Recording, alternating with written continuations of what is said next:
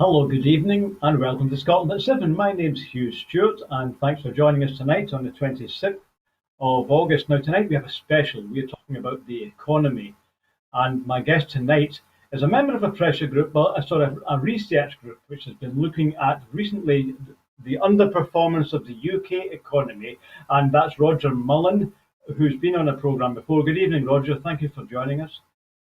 Good evening. Delighted to be here with you again, Hugh.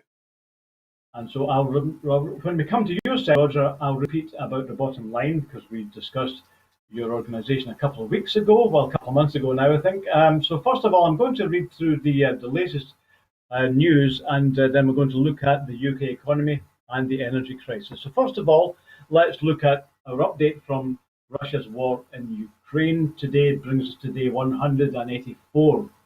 Shelling temporarily disconnected the Zaporizhzhia nuclear power station from Ukraine's grid as fires caused by shelling cut the last remaining power line to the plant on Thursday, temporarily disconnecting it from Ukraine's national grid for the first time in nearly 40 years of operation. Ukraine's Energy Minister German Galushenko said that the United Nations nuclear watchdog could travel to Zaporizhzhia in the coming days. The UN nuclear watchdog's chief Rafael Grossi said earlier that his team are very, very close to being able to go to the plant. Vladimir Putin has signed a decree to increase the size of Russia's armed forces from 1.9 million to 2.04 million as the war in Ukraine enters its 7th month with no signs of abating. At least 25 people have been confirmed dead after a Russian rocket strike on the Ukrainian train in the village of Chaplin in Dnipropetrovsk Oblast on Wednesday. Russia has confirmed it was behind the attack. The mayor of Russian-occupied Melitopol, Ivan Fedorov, has said that a building allegedly used by Russian-backed officials in the region has been blown up. Fedorov, who is not in the city, posted a video purportedly showing damage to the building, which he said was being used to plan a pseudo-referendum by the Russian-backed authorities on whether the region should join Russia. Latvia toppled a Soviet-era obelisk amid the backlash against Russia. The concrete, nearly 80-metre obelisk, topped by Soviet stars, was the centrepiece of the monument to the Red Army's victory over Nazi Germany, the latest in a series of Soviet monuments brought down after Russia's invasion of Ukraine. Now, I'm going to quickly, Roger, look at the top stories today before we look at the economy. So quickly, the other news we hear is, first of all, on the council refuse workers' pay dispute. Talks between council leaders and trade union representatives to resolve the refuse workers' strikes in Edinburgh and across Scotland have continued for the third day today, with the focus on improving the wages of the lowest paid employees, with perhaps a flat rate pay increase of around 1,925. So those talks continue over the weekend. If we hear of anything tonight and the breakthrough, we'll let you know. The First Minister Nicola Sturgeon officially opened the Scottish Government's Nordic office in Copenhagen today. The office will unlock new economic and trading opportunities by increasing Scotland's cultural and economic visibility across the Nordic region. Inward investment from Denmark, Norway and Sweden puts the Nordic region in the top 5 of inward investment sources for Scotland and 3 of the top 20 destinations for exports, with £2.6 billion worth of goods and services exported to the Nordic countries by Scottish businesses in 2019. A new group established to help Scotland's retail sector as it recovers from the pandemic has discussed soaring energy prices and the impact of Brexit. At its first meeting, the Retail Industry Leadership Group has also considered how to deliver the Scottish Government's retail strategy and to begin drafting priorities to help businesses grow. Liz Truss may trigger Article 16 proceedings against the European Union within days of becoming Prime Minister as the legal war with Brussels looms over the Northern Ireland Protocol.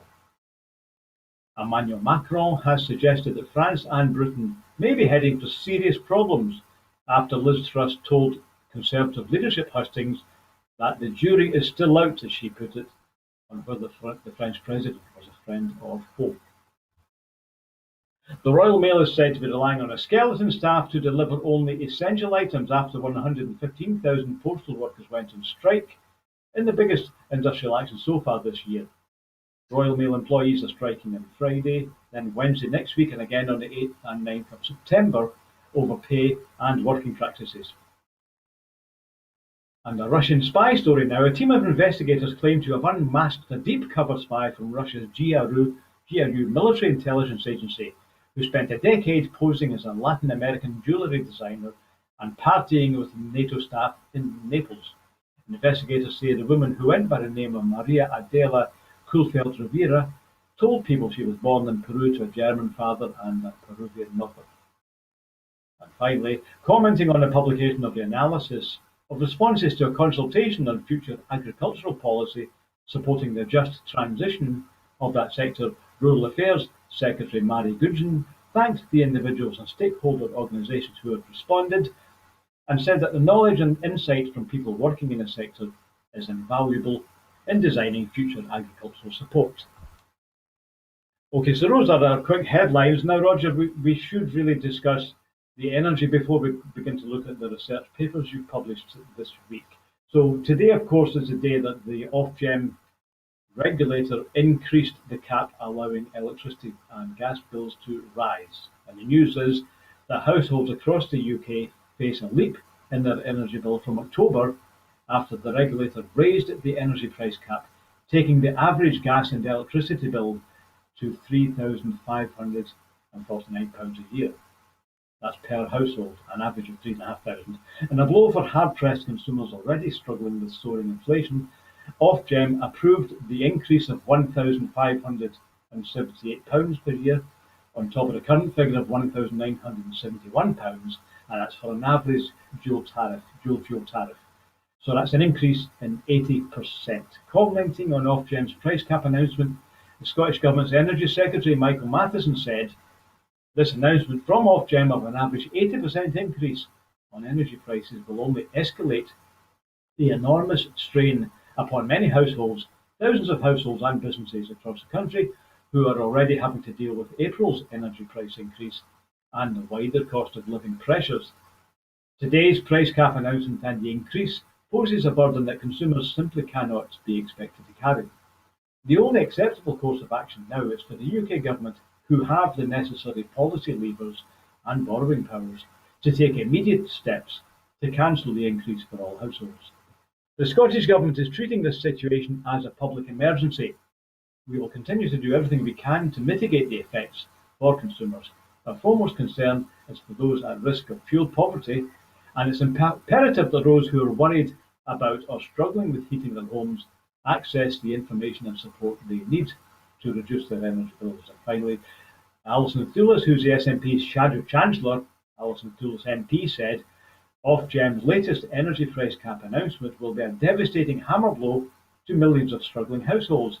The fact is that this staggering rise will simply be unaffordable for millions, and it will consign many to hardship and poverty." Alison Thulis said the UK Government must come out of hiding and act now by freezing the energy price cap and bringing forward an emergency budget with a meaningful package of support to deliver the help households urgently need now. For far too long, the UK Government has been missing in action, as calls for urgent support and intervention mount. People cannot wait for months in the hope that help is coming. They need that help now.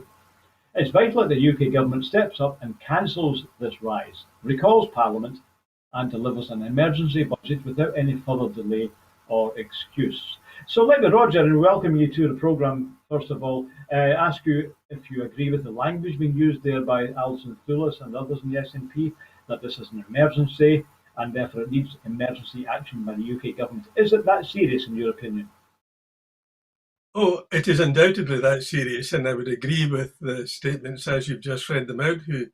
However, the point I would want to make is that the price cap, as it's called, that was announced of £3,548 is completely misleading.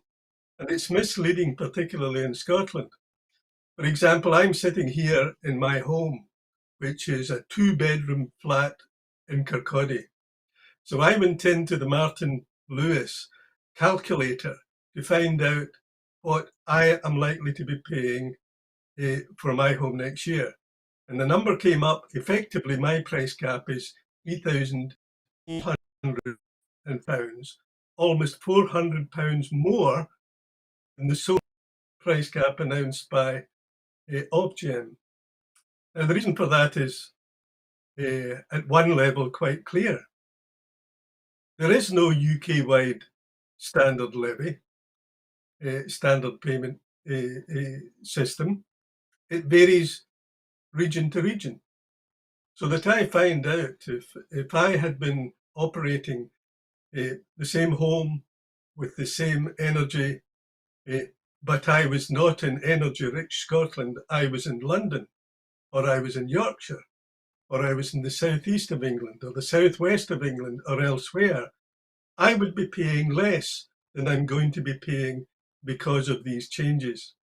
So the situation is hitting Scotland harder than even Michael Matheson or Alison have indicated.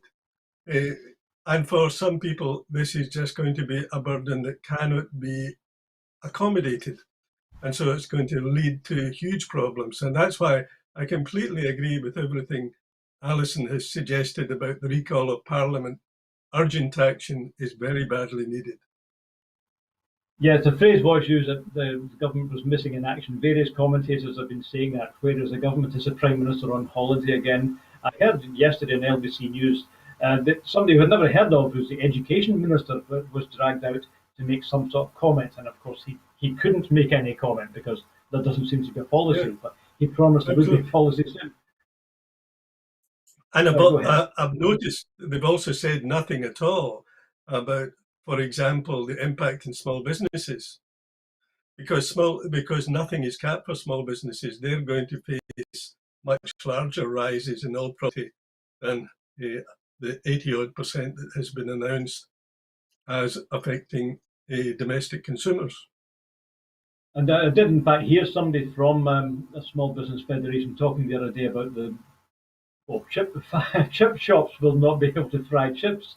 These huge users of energy are they're going to say, well, what are cafes going to do? They're going to just sell cold sandwiches. One cafe was saying that their bill usually is about £3,000 a month, and that's going to go up to 12,000. So quite simply, a lot of cafes and chip shops cannot stay in business, can they? Absolutely, and this is because they have got no cap at all. There is no protection at all. I mean, the impact of this is, it is highly likely to lead to a lot of small businesses closing their door over the winter. And that, of course, is going to have a knock-on effect on employment, people who they employ. So particularly for very small businesses that maybe employ 1, 2, 3 people and the like, but have to use premises, they're going to be under huge burden. So we've got that. The enormity of the increase then doesn't seem to have been taken into account by the government, who is, as we've said before, the government says, well, the Prime Minister has been on vacation. I don't know if he's back at the office yet, but of course, Parliament, the UK Parliament, isn't even meeting just now. So there's talk of one of the phrases that was used by the Education Secretary is that some sort of fiscal event will happen. Do you think this means the UK government is going to have an emergency budget? And have you heard any rumours from what Liz Truss's camp has been saying about what are they likely to include if they do call an emergency budget? Yeah, well, from what I've been hearing, there is going to be an emergency budget. But what I'm also hearing is they're unclear about what exactly they're going to do about the energy crisis. It is, however, completely unsustainable if they're going to go ahead and fundamental of their policy. That would have no impact at all on the energy price rises that individuals, small businesses are going to face. So they're going to have to take action that they haven't, but I know what they're going to be doing. That's part of the tragedy of not having a government that is in any way competent or effective, completely missing in action. Of course, Scotland does have a government, and I reported the other day that the First Minister had called an emergency meeting with charity bodies, people representing representing people who can't pay, and also the industry. So the Scottish Government moved into action, but of course they don't have the powers to do anything about it. So what has the Scottish Government been asking for, apart from that the UK Government actually does something and shows up at the office? But I've heard the Scottish Government's also saying, well, Nicola Sturgeon has said, in the long run, we need to look at this industry, the structure of the industry. The energy industry clearly is not working. Would you say that the energy industry at the moment is an example of market failure? Well, it's certainly a matter of failure, and on a grand scale. I mean, the crisis that's being faced across the UK and obviously in Scotland is of a scale that's far beyond what many other countries are facing. Now, why is that? Now, we sit in an energy-rich Scotland, and we are told that we're going to have to face these large rises primarily because of the rise in the international marketplace of gas prices. Well, Scotland is not nearly as reliant upon the import of gas than many other parts of the UK. Furthermore, Scotland produces a considerable amount, as we know, of energy, and particularly increasingly from sustainable sources, such as the wind. None of this is being taken account of in the way in which the UK government are acting towards setting prices that are going to affect Scotland, and there is some early indication that it's going to be disproportionately severe in parts of Scotland. So there is certainly need to look at the way in which the market is dealt with. And we know that it's possible to deal with things effectively.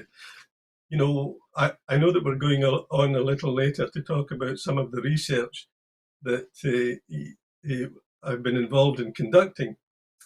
In a number of weeks' time, we're going to be publishing a paper based on our own research into, for example, the water sector in Scotland, where when it was taken into public ownership roughly 20 years ago, what has been happening over those 20 years has made it into a remarkably efficient organisation that has gone from being one of the most expensive in the UK for water charges to one of the cheapest, and has raised water quality far beyond that south of the border.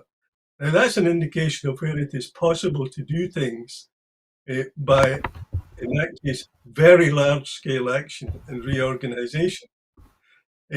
Now, of course, Scottish Water undertook their plan of action and made those improvements over many years. The problem we're faced with today is we've got this sudden energy crisis, and it requires immediate action. We can't wait to restructure the sector, even if that's a wise thing to do, because that would take quite a long time to realise the benefits. So we need urgent financial action straight away to protect consumers. Okay, I don't know whether the First Minister was referring to the medium to longer timescale when she talks about nationalisation or restructuring the industry, but presumably that's what she meant. But in the immediate term, the First Minister has also called for an emergency response along the lines of the pandemic, which of course saw the Chancellor Rishi Sunak pump billions into the economy. But surely he can't keep doing that, he or his successor. Can the UK government afford to produce several billion to put into people's pockets? Well, I would ask the question the other way around. Can they afford, and can the economy afford not to do that? Because if they don't intervene, what's going to happen? If these rises go through as they're standing, as some commentators have indicated, people are going to be made homeless because they can't afford the combination of rent, rates, and now having huge energy bills. People are going to die. The economy is going to be hugely impacted if we do nothing.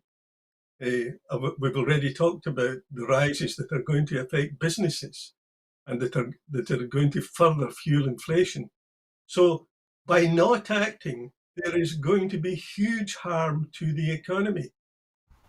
So that it's not a matter of what is the cost of intervening in the same way as was done during the pandemic. The bigger cost is not in intervening.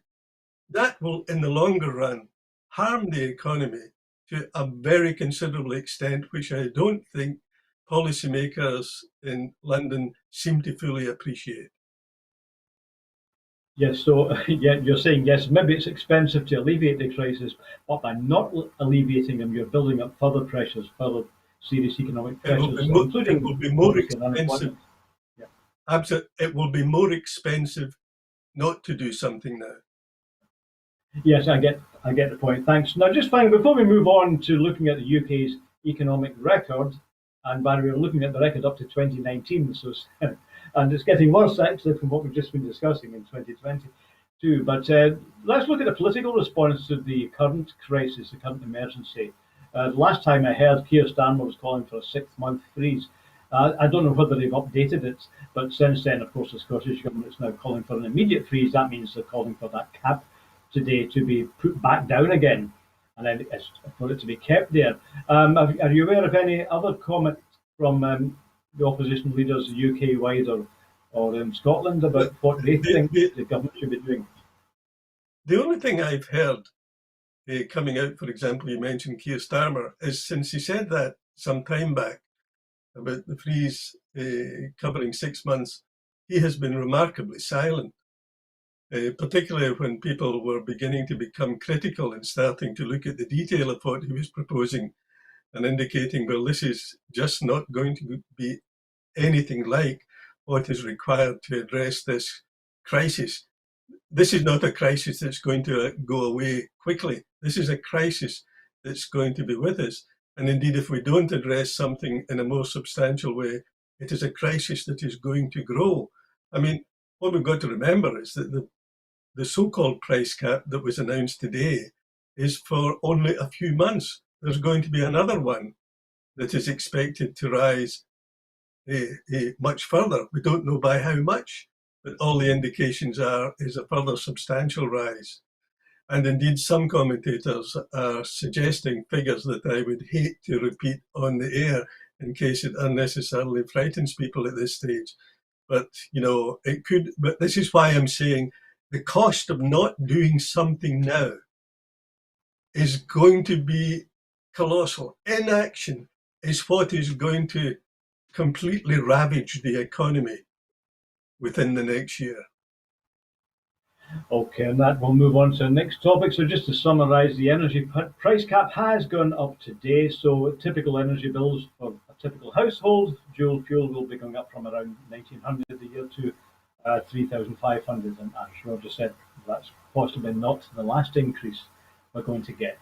Okay, let's move on to the other topic. As I said at the start of the programme, Roger has been invited on tonight to talk about research that he and his colleagues have been carrying out into the UK economy. Now, let me summarise very quickly what your organisation is all about, because we met, didn't we? I looked it up, Roger. We did discuss your organisation on the 3rd of August. And so if people would like to see about the launch of the Bottom Line Scotland, then Broadcasting Scotland covered that and we discussed it with Roger back in the 3rd. So if you go into the website of Broadcasting Scotland and track back to the 3rd of August, Roger on that programme explained what the Bottom Line was and who's in it and what it's for. But can you just very quickly in a few seconds remind everybody who is the Bottom Line, who are your colleagues and what you're doing? Well, right, there's myself, of course, and there's also Professor David Simpson, internationally renowned economist, and Graham Blackett, who runs an economic consultancy. And we decided some time back, largely inspired by David's view, that over many years there had been lots of questions about the cost of independence, but nobody had ever done any thorough research into what the price is of being tied to the UK. What's the price of dependence? And that's what we have started to do. And what we have started to publish more recently, since we last talked, Hugh, are a couple of papers exploring 40 years worth of international data covering every country in the world and putting the UK in some perspective. So that's what we're about. So we're about undertaking research and publishing papers. And people can find us through our Twitter at bottom line Scott. Okay, yes, I was just about to remind people then. So we did discuss the first of the papers that you've been working on, and that came out at the start of August. And just to recap, that paper was saying that it's good for you to make your own decisions, both as an individual and a country. You were saying that if you're dependent, as you put it, you don't build up the habit of assessing problems and working out solutions that suit you. So if you're in somebody else's pocket, you're not actually going to be able to get out of the situation you're in. And of course, all this looks very relevant looking at what we've just discussed about Scotland's inability to do anything about the energy crisis because the powers lie Absolutely, somewhere else. Absolutely, and you've summarised it very well, Hugh. Right, so let's move on. So you did promise when we met on the 3rd of August that there would be further papers, and in fact one of those came out last week. I think it was on the 17th, and another one came out a couple of days ago, and these are on the economy. So let's look at the first of those. I read it with great interest last night actually, and as you said, Roger, these are available. So I looked at your website as well as a Twitter at Bottomline Scott. Your website is www.thebottomline.scot, and these papers are available there with graphs. So we're just going to talk about it tonight, but you've got some excellent line graphs and bar graphs as well, so I can't show you them tonight. But have a look at thebottomline.scot so you can see them in colour. So the first paper, yes, as you said, you've been looking at economic growth really from about 40 years, from up to 2019. So you've looked at the 40 years of economic growth up to just before the pandemic. Is that right? Yeah, that is absolutely right. And the reason it's 40 years is we've got the data to go back 40 years from international sources. But going back earlier than that, there is not such good data. But we thought, quite a big task looking at a 40-year stretch of international data. And we went into the original databases ourselves and have interrogated. So we've got, although the papers are comparatively short, it's based on a quite remarkable amount of data that has been interrogated to produce these rather attractive graphs that you pointed out. Well, they're attractive in the sense of they're nicely coloured in. They're not attractive in terms of the message it gives over the very poor performance and the relative decline of the UK compared to other countries. Yes, so I do urge people to have a look at the papers, and yes, I know it's very quick to read, but I appreciate it took you a long time to compile that data and summarise it all. But so let's look at the first paper. So what you've been saying is that, well, if you go back 40 years ago, UK was doing all right. UK was really up to the typical average of a G20 or a G7 country. The G20 means the group of 20 biggest economies. Yeah. And so really 40 years ago, UK was about average, both in terms of economic growth. And the other figure you use a lot is the GDP per capita. So let's just go over what is GDP and what is GDP per capita anyway. Right. Oh, this is like a test for me, is it, Hugh? That's all you know. GDP measures the output of an economy in terms of goods and services, where we know what the prices are that are being charged for those goods and services. So it summarises the output of the economy. That's basically what GDP is. GDP per capita is obviously the GDP in terms of a big number would be huge for the likes of China, which is huge, and would be very, very much smaller for the likes of Luxembourg, which is very small. But that would be an unfair comparison. So what you do is you say, here's the overall number for output in the economy, this thing called GDP, and you divide that by the number of people in that economy so that you see effectively what the output per person is in that way. And that's really what GDP per capita is. It's the output of an economy per person from within that. And you're absolutely right to say that 40 years ago, the UK wasn't outstanding, but it was pretty along the lines of average of countries of similar stages of economic development. But that since we have tracked the following 40 years, you see in a number of areas, a number of comparisons, the UK has been on a steady path of relative decline. A steady path until recently, when a little bit later, I'm sure you will talk about our most recent paper, where we were showing that that gap in performance is accelerating, and the UK is underperforming to a quite remarkable extent in comparison with what we might call our peer societies.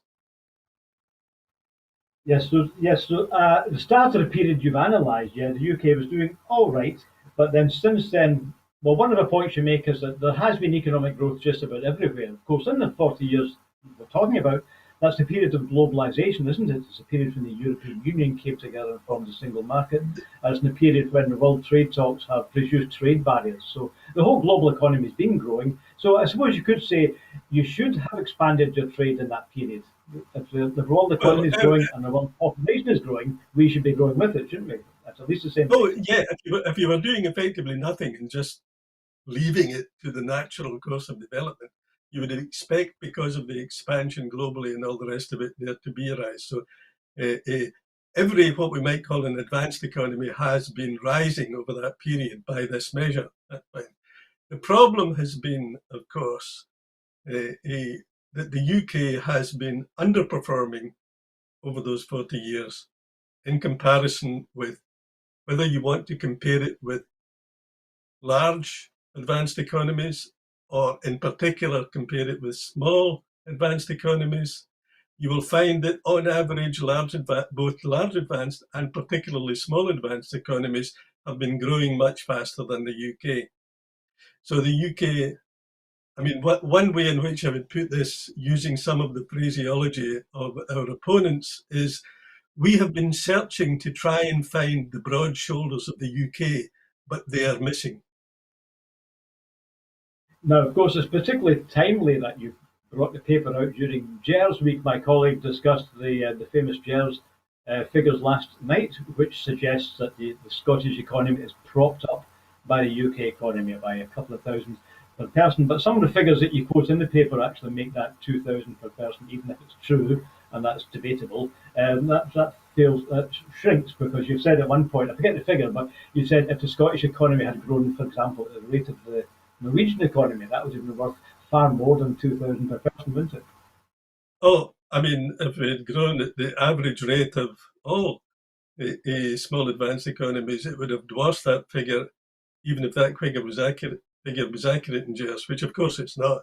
I mean, I get sort of fed up talking about JERS because we are the only country in the world that produces data using the methodology that is used. It is entirely invalid statistic, and therefore I don't think it's worthwhile bothering too much about it.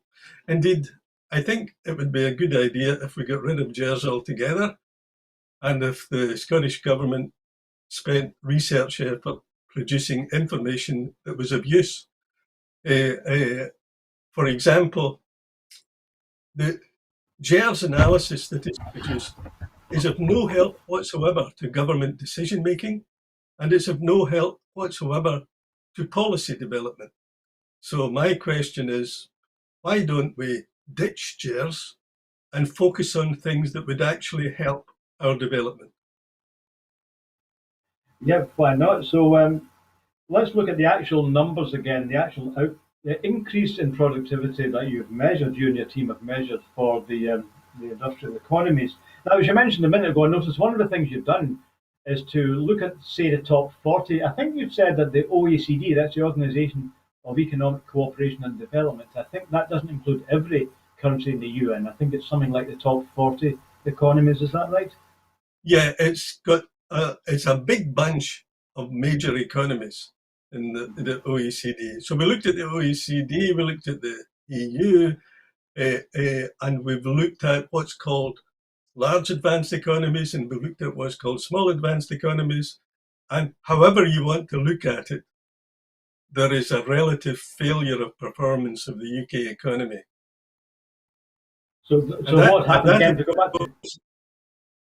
Yeah, just going to finish here and saying that although this is not said politically in the paper, but I mean, your viewers will know that 40 years covers a wide variety of UK governments of different political persuasions.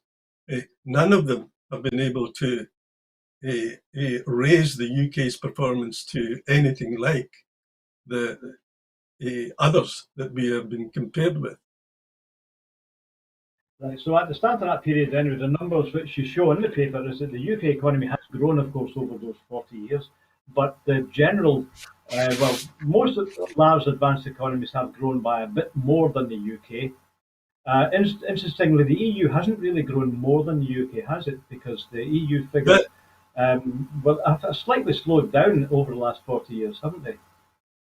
well, what you've got to remember is that within that period was a period when, because of the fall of the USSR, the EU then took in quite a number of Eastern European states. That added large numbers of people from relatively underdeveloped economies. And that's had an impact on the average GDP per capita for the EU. And that explains that. That's why we think, although we present that as we would honestly present all figures, we think it's more relevant to compare the UK's performance with large advanced economy groups and with small advanced economies. The small advanced economies too are particularly relevant to Scotland. Yes, so indeed, when you're looking at statistics, of course, you do have to look at questions of, well, the EU at the end of that 40-year period, it's not the same organisation as it was at the start. There's a lot of new members in it. However, although, of course, lots of people with fairly struggling economies have joined the EU, at the same time, the most impressive economic growth has come from within the EU, from countries like Ireland, Belgium, and the Nordic countries. So this is really the point of your paper, isn't it? You're saying that although all economies have grown faster than the UK in general, but the smaller ones have grown even more impressively. So that's a statistic I was quoting earlier on. Absolutely. The most impressive countries have undoubtedly been small advanced economies who have been able to make decisions that suited themselves as well as benefiting from the growth in international trade. And that's something that should be encouraging to people who are thinking about Scotland becoming independent. The countries that are most appropriate to compare ourselves against come independence are the countries that have been, over many years now, been doing the best in the world stage in terms of economic development and growth.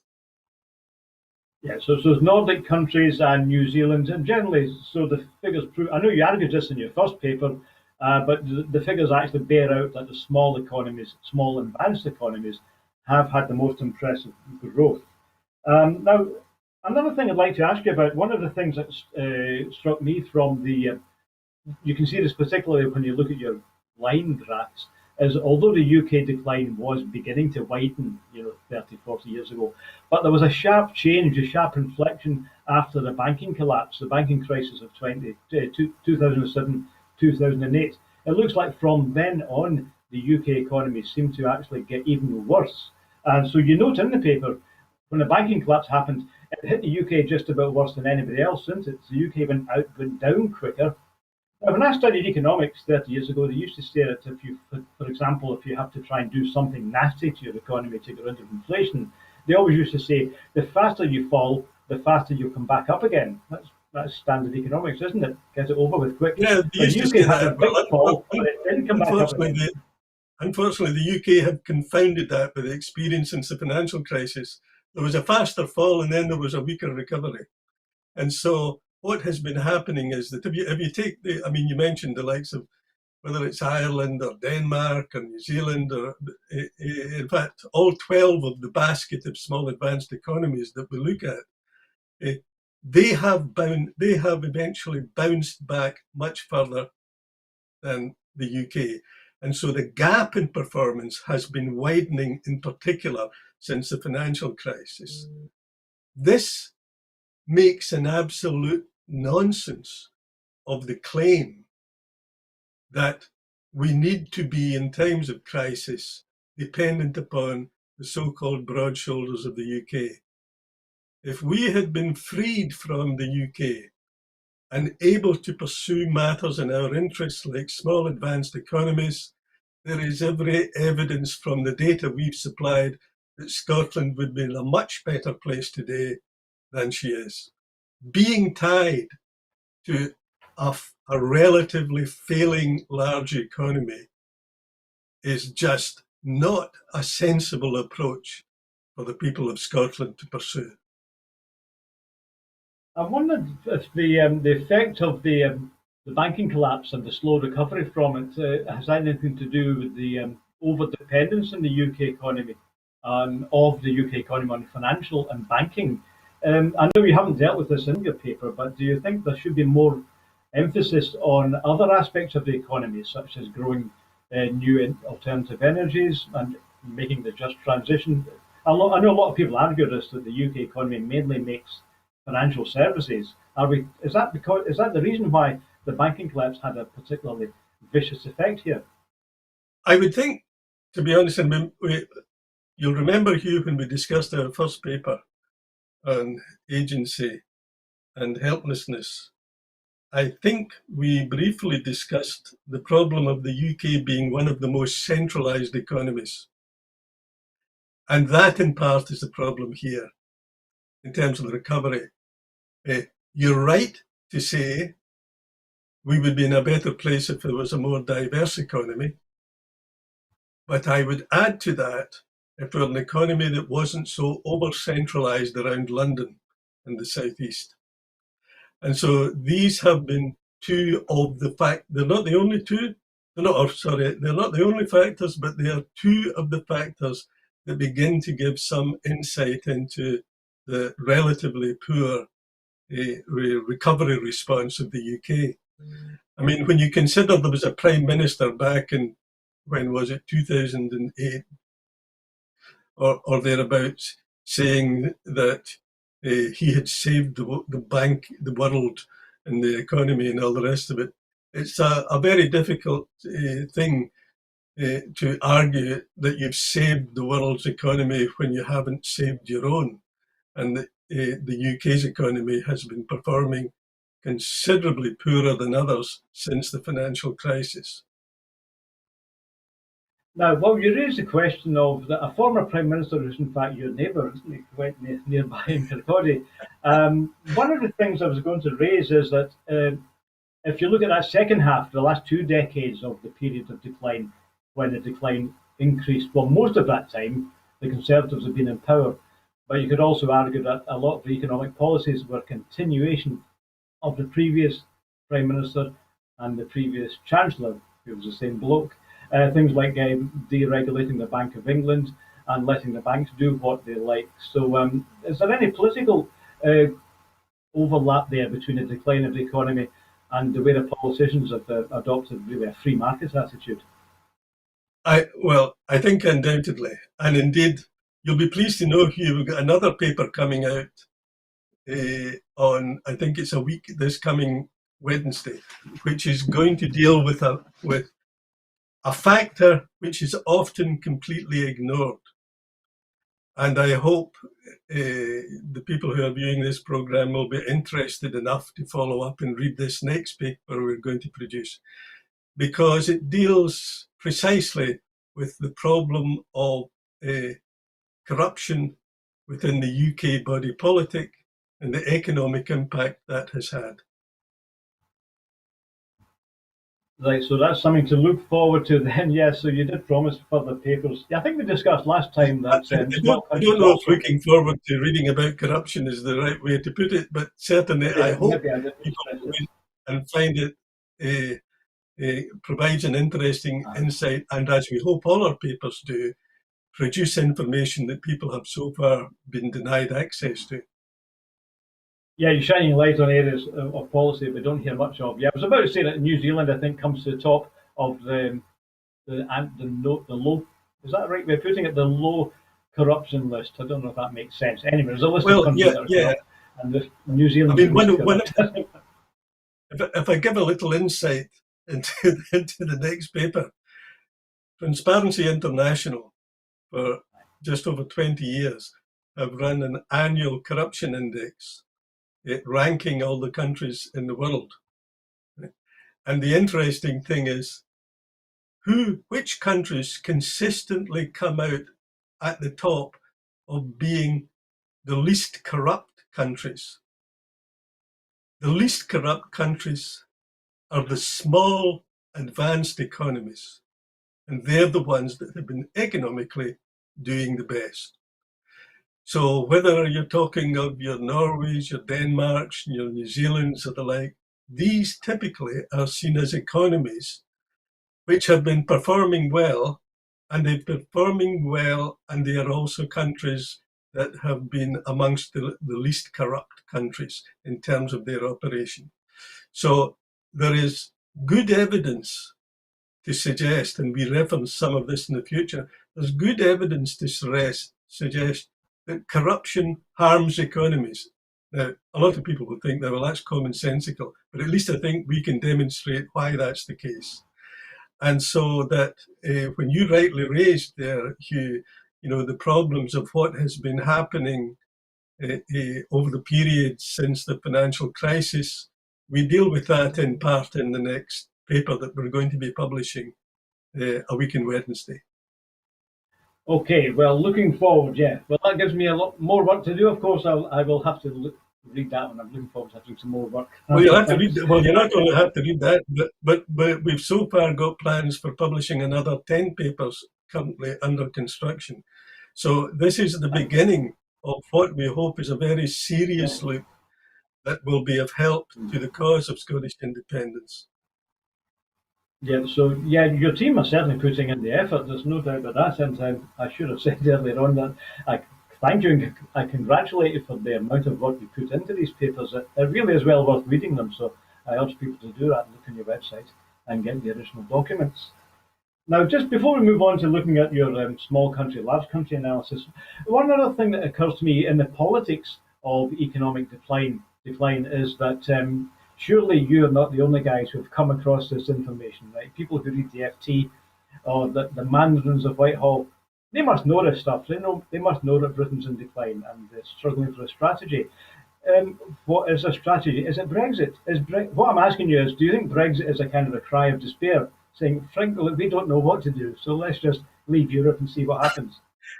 Well, I've not quite thought about it in that way, but it's an interesting way of putting it. I mean, there is certainly little evidence from performance to suggest that they have been tackling this in an appropriate manner. Why is the UK underperforming, regardless of who you compare the UK with, over such a long period and since the financial crash? So, I mean, it could be a cry of despair. It is a rather bizarre one, if that's how they see Brexit, as a way of righting these problems. I mean, you don't need me to tell you there's lots of growing evidence, Hugh, that Brexit is simply an added burden placed upon our development, and an added burden and an unnecessary burden placed upon Scotland, particularly since Scotland voted against Brexit. So it is undoubtedly a factor in recent problems that the economy is facing, which is going to make our situation in the longer run relatively worse. So what you've got to ask yourself is this: how do you see the future? Do you want a future where you are tied to a relatively failing state that has shown no ability in recent decades to match the performance of other countries, including small advanced countries? Is it sensible to go along that and being denied the means of making the choices that are needed for the economy and for the people of Scotland? Now, it doesn't make any sense to me, and I'm sure it doesn't make any sense to you, Hugh, and hopefully it doesn't make any sense to the viewers. What we need to do, however, is to prosecute this case rather better than we've been prosecuting it in the past. And what we want to do is to be able to provide people with the knowledge to go out and to be able to explain why the UK is performing so poorly, and why there is every prospect of Scotland performing much better once we gain the powers of independence. Now let's look at the second paper, although we've alluded to a lot of your themes already, that you've taken you've taken the advanced economies and you've divided them into the LAEs, the large advanced economies, and the SAEs, the smaller advanced economies. I'd just like to go over for the viewers which ones those are. So in your large group, you count obviously the United States, Japan, Canada, France, Germany, Italy, South Korea, typically, and that's not all of them. And the small countries, by the way, you've counted these as countries with a population from 1 million up to 20 million. And so small to medium-sized countries, if you like. And so those include Austria, Belgium, Denmark, Finland, Sweden, New Zealand, that we've referred to as well, and also Netherlands, and Ireland, and a few others. So those are that's a division you've made. And of course, that's why when you say that the small countries have outperformed the UK, it's those countries that you're talking about.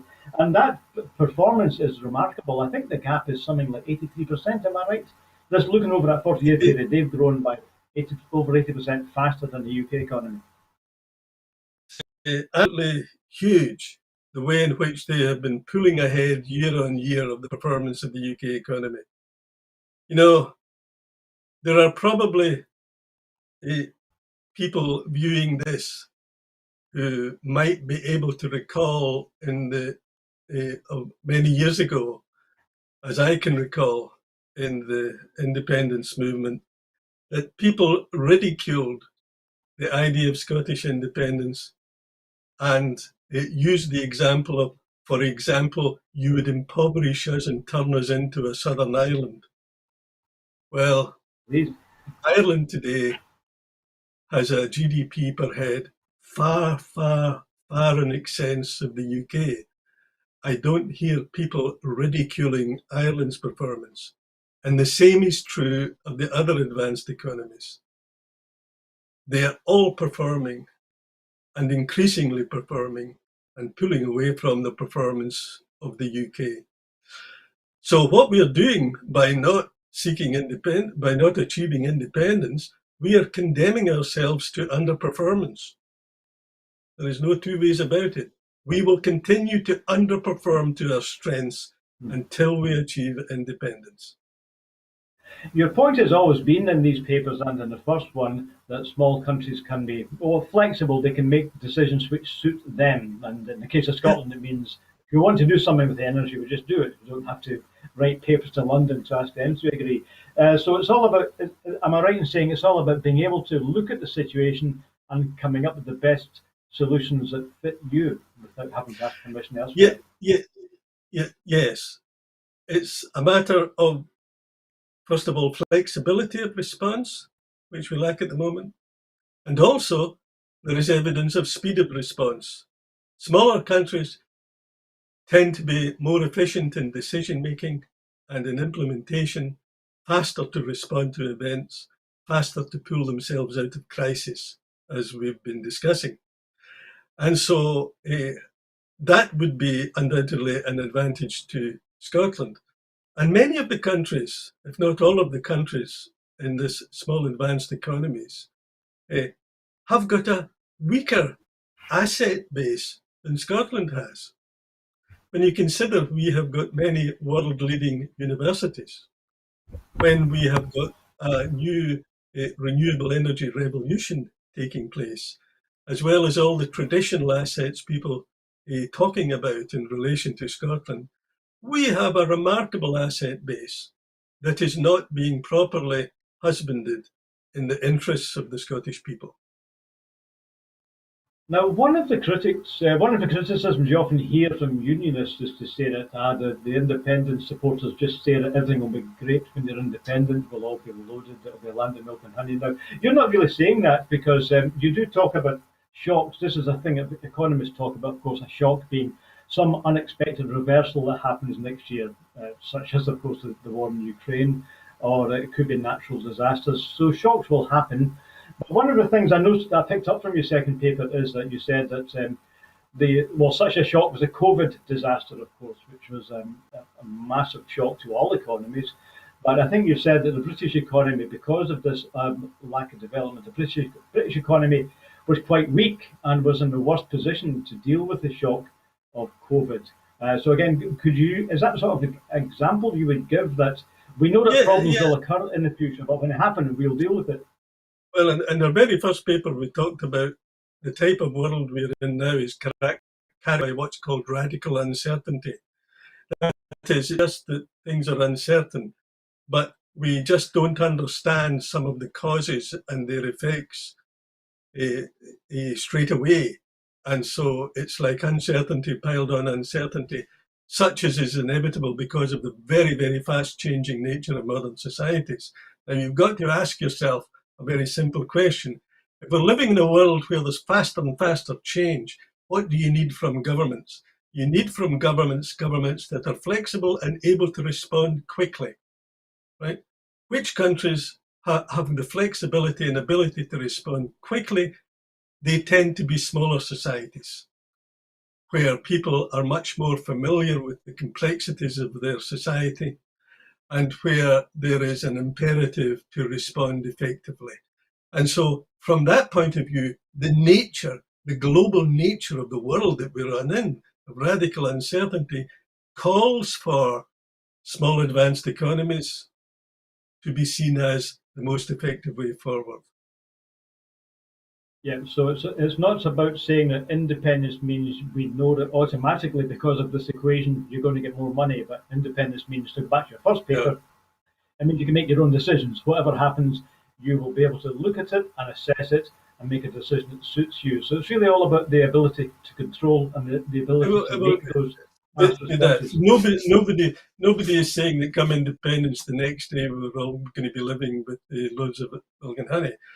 The day following independence, we're going to have to accept far more responsibility too than we've accepted for our own future. But that responsibility and accepting it is what begins to unleash creativity and innovation that's needed for longer term development. So we should welcome that. We shouldn't rush away from it. What is it unionists argue? Unionists argue we shouldn't be accepting any of that responsibility. We should be simply dependent upon whatever is decided from London. And what they mean is whoever is in power in London. They don't discriminate in their arguments between Boris Johnson and Gordon Brown. They think they're all for the good. Our reliance on them is the best we can do for ourselves. Well, I just think that there is no evidence, first of all, that it's true. And basically, it is an utterly absurd argument. You're never better putting yourself under the control of other people. You're always better if you can make decisions in the interests of your own community. Well, I think that's a very good point on which to end. If to summarise what you've said in the second and third papers. So what we've been talking about is the bottom line, produced by our guest tonight, Roger Mullin, and his two colleagues.